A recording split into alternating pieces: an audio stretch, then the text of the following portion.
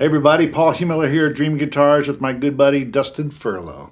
Welcome back, Dustin. Oh, good to see you again, man. He occasionally comes and visits us when he's nearby Asheville, North Carolina, so always a pleasure. Dustin, aside from being just a great player, and he's very passionate, so we love to just talk guitars and You do it all day long. hand some around when we're here in the shop. So, to that end, what was the first guitar you ever touched? Can you remember? It was a Ibanez RG series, not the most thrilling guitar that has probably been mentioned on this channel, but my brother gave it to me when I was 10, and that's where I started my journey. And then eventually, when I was 17 or 18, I got into folk music, and I started doing songwriting and just picking around with a plectrum, and got exposed to Andy McKee's music, and then, what's that guitar he's playing? Is that a Loudon? I was like, what's a Loudon? Never heard of that. They don't have those at Guitar Center, So that, Right. Yep. It's funny how we all go through that phase. But Yeah. I remember I started at 10 as well. My sister had I'm one of 9 kids, and I had a big musical family. I had several siblings that played. My mother was from Germany, and she said no one there played because they had no money, so they couldn't afford instruments. Wow. Okay. But in my family, several of my brothers and sisters played music of different kinds. My sister had a folk Yamaha that I borrowed. Yep. So we both inherited our first instruments from our siblings. Thank you. Yeah, I just started picking them. My older brother was a player in a professional band, so he turned me on to electric guitar, and the rest was history. What was what was the first tune you ever learned? Taught yourself? Oh, wow. Or was taught? Well, there's all the Alfred books, like basic stuff, but then my brother, I remember him, he would teach me stuff like some Rolling Stones, like Brown Sugar and stuff like that. He showed me bar chords, Yep, same here. Yeah, I used to do my bar chords improperly like this, and my dad was like, "What are you doing? Use your pinky." The power chords. Yeah, the first stuff I learned was actually the American Idiot album from Green Day. Yet again, a very exciting artist pick, very unexpected for this channel, but that's where I started myself before I got into like fingerstyle music and all that. Very cool. So speaking about fingerstyle, what was Andy McKee your foray? Were there other entry points for you? Yeah, Andy McKee was actually, I got exposed to his harp guitar music by way of YouTube, and in the sidebar of YouTube, I would see Tommy Emmanuel. I would see just anybody you can, Adam Rafferty, Jimmy Wallstein. Candy Rat was blowing up at that time, and so that was my first exposure to that, and that the wave of inspiration from that was just profound. I mean, I had loved electric guitar music for so long, but all of a sudden I just had this epiphany that you could carry an entire piece of music by yourself, and if you do it really well, it has a very profound effect on the listener. I mean, I'd never been into any sort of instrumental music until that point, so it really just kind of blew my mind. All of a sudden I'm like, wow, on my way to school with my mini iPod listening to music that doesn't have words. Am I like an alien or something? And then I realized, no, this is just beautiful music. It's exactly. You can really transcend words with an acoustic guitar. And for me, I couldn't. Really good players can do that on electric, but to me, it was not something that I could do. So acoustic guitar was something that reeled me in. And very cool, very cool. Yeah, I feel the same way. I remember the first time I ever heard Andre Segovia. And I swore it was 3 or 4 people playing, and my brother was like, "No, that's one man." I'm like, "What?" Yeah. So those of you who haven't listened to Segovia, go get some. Yeah, go do your homework. Get you some. Yeah. Sweet. I often tell clients that the reason I started Dream Guitars was I got my first really good guitar. It happened to be a Stefan Sobel guitar. But I remember the inspiration, like how much it made me a better player because I just wanted to play. You couldn't get it out of your head. You had to reach for it. Couldn't pass it by. You couldn't be in the room with it without grabbing it. Yeah. Do you have a story like that about handmade guitars for yourself? I do, and we were just playing one of his guitars earlier, Mark Beneteau. I took a chance on this Model M of his, which is like a 16-inch OM small jumbo / mid-sized guitar, and I took a chance on it because I was a huge fan of Don Ross, still am, Craig D'Andrea, Me too. And I loved that tone that they pulled out of his guitars, and I was like, you know what, there's a return policy on this, and I've saved like enough coin, like I'm ready to, no offense to Martin, I was ready to have something other than my OM28 that I was gigging with at the time. And I got this Model M, and first of all, the neck was like, I could tell the neck and the fingerboard and the nut string spacing and the bridge spacing and the whole guitar was like meant for fingerstyle. You could tell it was like, okay, this is like finely engineered and tuned for alternate tunings, you know, that string separation that he achieves and the matureness of his open strings voice, you know. So I got really hooked on that guitar, and I recorded an album with it called Solo, and I did a whole bunch of live recordings with it, and you know, I ended up moving the guitar for one reason or another. I ended up getting another Beneteau and then another, and then he's one of my favorite builders, clearly. And you still have one with you today? Yeah. I brought my OM. It's my trusty gigging guitar. Her name's Bella. And so that was my first experience getting a really, like, I mean, my OM28 was great, no doubt. Sure. But when I got that guitar, I was like, whoa. Like this, just the headroom, the responsiveness, yeah. That whoa is something I always try to get across to people, because I have people all the time who they might live in a place where all they've ever seen are the factory guitars, which are all wonderful. I love all guitars that make music. Well, dude, when we met, I will never forget this. You know what story I'm about to tell. When we met, the first time I went to Dream Guitars at the old location, I was picking on something. I can't remember what it was. It was probably a really great guitar, no doubt. And then you come up to me and he pulls one of these numbers and just didn't show me the front or the headstock or anything. I'm like, oh, what is that? You know? He's like, Paul says, just play that. And then it was a Matsuda M1 2005, wide awake, Italian and Brazilian. And I was like, I just remember laughing in the middle of playing it, because I was like, you know, you think you know what a good guitar sounds like, and then all of a sudden, like, you know, so I appreciated that so much, because it was this opportunity to just like have that experience of like, whoa, like, you know, like you said, it's whoa. almost hard to describe, but Yeah. but now you've become a bit of a connoisseur. You and I learned a lot about guitars maybe I haven't tasted yet from people like Dustin. I have these great friends who are traveling around, playing gigs, meeting people, and he'll say, hey, have you ever played this? Have you ever played that? And like and the similarly, Taran. the Taran guitar, So he told me about Taran, and I had heard people talking about it, but I'd never seen one, because there's just not that many around. And now we're going to be a dealer. And he does a thing that no other builder, I mean, his tone, his guitars just do a thing that I've not experienced before, and that's why I was like, please, let me return the favor for the Matsuda that one time. Take this. You know? I was like, what are you doing right now? Like, we were at Artisan, and I was like, Paul, play this. And I love that, because that's how I'm always open and willing. You know, that's why I go to these shows and why I hang out with people like him. Yeah, you're like, oh, there goes Dustin with the crazy eyes. He looks like he wants me to play his guitar. So. I'm looking forward to that build, because we have one coming this hopefully soon, in the next few months. And we basically talked about letting him build whatever he wants, including something totally new. So I'm sure I don't even know where we're getting yet. Yeah, any Luthier is probably just like, oh, that's so great. You know, they can do what they want. So. Absolutely.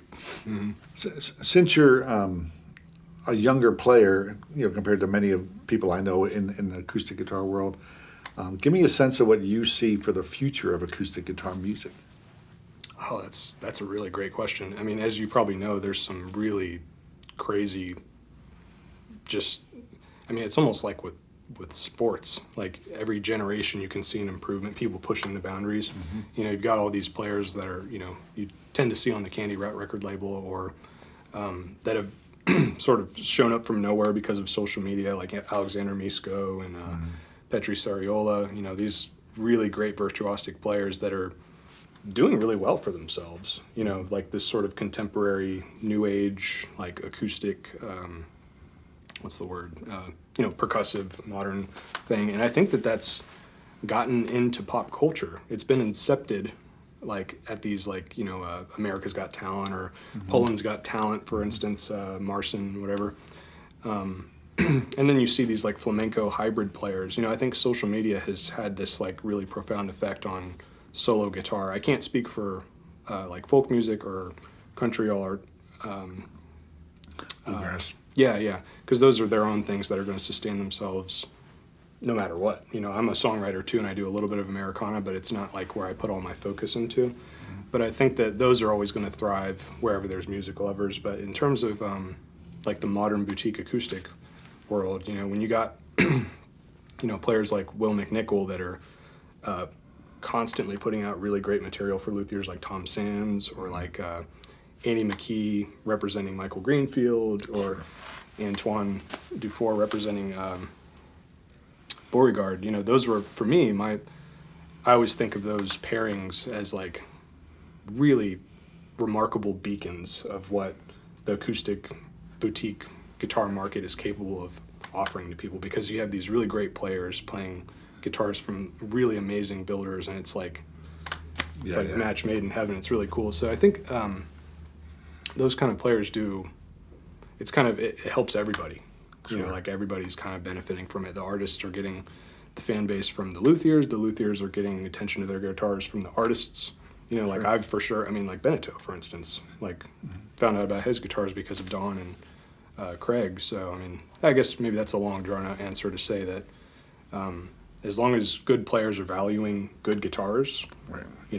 There's a really good future ahead for it. So, Yeah, and I'm excited because I see more and more young players and buyers of high-end fine guitars, again, because they all want that whoa moment that they want to keep seeing what's next, what's the next level. Yeah, and better than anybody, like, you got to nurture that. You got to let people have that whoa, like you as much as possible, because it's like, that's such it'd be a shame if people missed out on that. Like when I brought my Terran to Artisan, where I'd let you play it, I had some people there like, oh, you're from Acoustic Guitar Forum, right? And I was like, yeah. They're like, what do you got? Is it the Terran? And I was like, yeah, you can play it. It's insured. It's all good. Yeah. So yeah, it's nice that we all share these guitars. That's another thing I love about the community is like at Woodstock. Yes. The little after party there, everybody's just like, here, take this, take this. Some of the best stuff happens after hours at the shows. Oh yeah. And everybody's welcome. So if you see me at one of those shows, come say hi.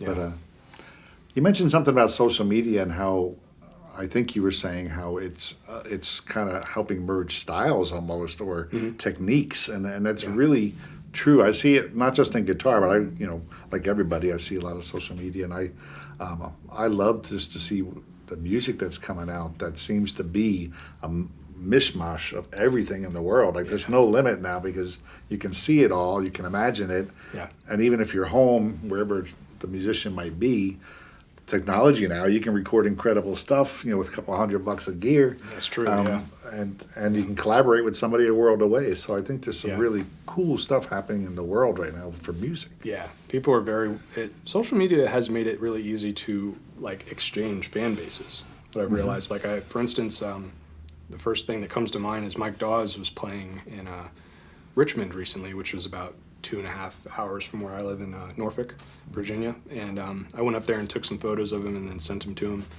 And he posted them, and then he did like a post, I don't know, like made me a poster. I don't know what the term is. And so as a result, I got a lot of his followers. Okay. And, he got a lot of my followers because we were both sharing the same fan base. So just a very small example, it's not like I think what you're alluding to is a collaboration. You can do a collaboration on Instagram where both parties can post at the same time. I do that sometimes with my personal Instagram and Dream Guitars, if it's something that crosses over. Right. Kind of cool. Mm-hmm. So if I could ask you a question, is there a builder or maybe a handful of builders that you've been really excited about in the past year? Awesome. Yep. Because I'm, of course, curious to know about what Paul Heumiller is interested in. So, for me, it's an ever-growing list. Billy and I have been talking today, Billy in my shop here, about nylon strings and how impressed we've been lately with some incredible nylon string guitars. And more, I find a lot of steel string players being drawn to nylon when they have the whoa moment. If they play a nylon that they've never played, and I need one of these. So there's a couple of different builders there. Bortolozzo from Italy is one that we're now carrying. He does these cool crossovers with a big cutaway. So he's designing them sort of as a real crossover. And that's something that's been a new discovery for me. I myself have been in the market for a good crossover. I have a Cordoba Fusion model at the house, and I like it because it's 14 frets. Yep. You know, Cool. I know that's probably not a common thing in the crossover world, but yeah, just to Yeah. yeah. I have a Paul McGill Super Ace, the cutaway Uh-huh. maple body nylon. I play it all the time. Dude, It's- it creates a. Actually, it's funny we're having this conversation because, not to get too off topic about the builders, but when I first got that Cordoba, it was right before the pandemic, and I had so I had this plethora of free time, of course, because of the lockdown, and I wrote 3 of my favorite tunes. You know, I've probably written like 50 tunes or something. My 3 favorite have been originally composed on the nylon. It makes you approach melody and voicings a lot different. And I didn't realize that, like, because of the way the strings are voiced, you know, if you drop a tuning, they hold up a different way. There's maybe not as much sustain on the unwound strings, but the wound strings have a really remarkable sustain on the low end, so it really pushes you in a different direction if you've been playing steel string for years and years, you know. So yeah, I definitely identify with that. Yeah, very cool. But any other builders? Yeah, some of them, you know, may not be a surprise to some of my fans out there because I still, you know, it's not like I find a bunch of new makers every year, but I discover more and more guitars by many of them, right? Yeah, Because yeah. as they come in. But Entice you. I have Yeah. to say, you know, Kissimmee is still, Yep. every time I see one, it blows me away. And it's, Do you have one here? we don't at the moment, but yeah, all of those, that's what. Here today, gone tomorrow. Yeah, well, most of them are sold before they get here, so we only Right, get yeah. to spend a week or two with them while we're. It's like fine art. Yeah. And we all make sure we play them and enjoy them, and then of course they have to go to their new homes. But You just call me, man. I'm 6 hours away, but I'll make that drive. Done. I'll do it. Yeah. I think Doncho Ivanov, you know, Oh, he's dude. been around a while now, Yeah. but he's still not as widely known as some of these other names. But his stuff is impeccable. Yeah. And he studied with Mario Beauregard, so Oh, I didn't know that. yeah, I've been talking to Mario recently, and Mario is doing a cool project that I'll tell you more about later. But Mario has now taught 4 or 5 of the great makers that you and I know and love. Yeah, so, yeah. but people don't realize Mario is spreading the lineage from Irvin Samaji to Mario to Yeah. now Mario to these others. So, Yeah. Doncho Ivanov is one I really like his stuff. Dude, yeah, so 2 things about that. He had a Grand Salon OM. It was, I think it was Cedar and Brazilian. That was at Woodstock, and it just blew my mind. Like I was like, I can't believe this is a Cedar guitar. You know, like it. You might have even played it by chance, but it just blew my mind. And Mark Lemaire demoed it, and even hearing it through the speakers out when I was taking a walk, I was like, oh, I got to get in there and listen to this. So it was like, wow. And when I finally got to play it, I was like, what just happened? I mean, I could not Yeah. believe, and the playability and the fretwork and the setup was just money. I mean, it was so good. Yeah. But the other thing is, you mentioned the second generation thing. I was hanging out with Judson Rivieri guitars, and we were talking about like second generation Samaji apprentices. I was like, wait, you're one of those, kind of, because Right. Costal taught him.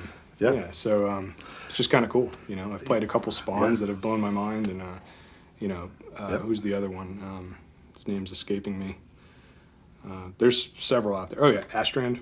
I mean, I think by Love I don't know if he Astrand. officially apprenticed with Jason, but I think they were in cahoots a bit, and so he's kind of like a second generation of that teaching, Yeah. you know, responsive guitar making, you know. So Yeah, Ted's he's on my short list of one of those I want to add to my collection. yeah. I think I've only played one, but it was like, wow.